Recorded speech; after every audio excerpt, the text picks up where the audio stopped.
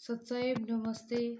जय हिंद, जय भारत, जय हिंदुस्तान। मोदी जी, ऐसे खाली बैठने से और टीवी पे ये वर्ल्ड वॉर देखने से क्या वर्ल्ड वॉर रुक जाएगा?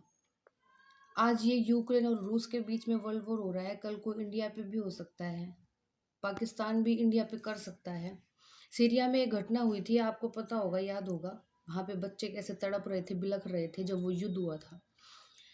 तो मैं आपसे सिर्फ यही कहना चाहती हूँ और इस वीडियो में सिर्फ यही कहने आई हूँ कि अभी समय है, समय रहते भगवान को पहचान लो, भगवान से डर के काम करो। आपका पल पल का समय जा रहा है। आप मेरी बात को मजाक में मत लेना मोदी जी। मोदी जी नहीं, सारे आप सारे पॉलिटिकल मैन, सारे पॉलिटिकल गेमर, आप सब बहुत अच्छे गेमर खिलाड़ी हो, मुझे पता है। ठीक है, तो क्योंकि भगवान से कुछ नहीं छुपा और मैं संत रामपाल जी महाराज की भगत हूँ।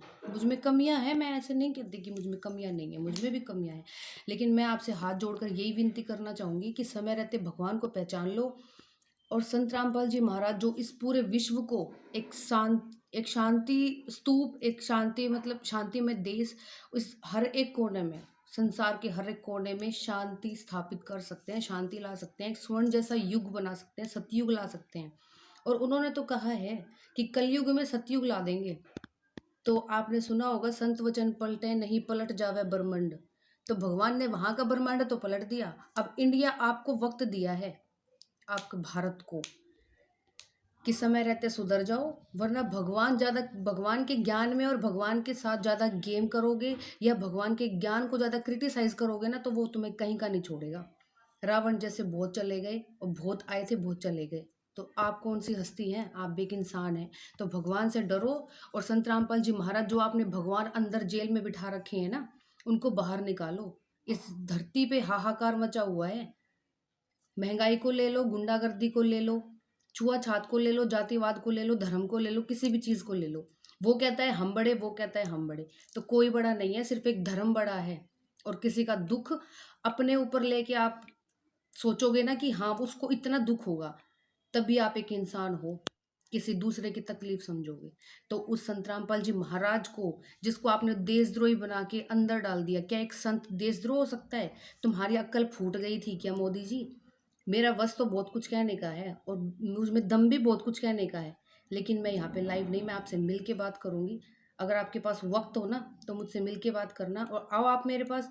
मैं आप सब राजनेताओं को अपने गुरुजी संत रामपाल जी महाराज के पास लेके जाऊंगी, जो कि एक विश्व गुरु हैं, एक the real spiritual leader of worship, way of living, जो आपके भारत को एक नई दिशा, एक नया विकास दे सकते हैं।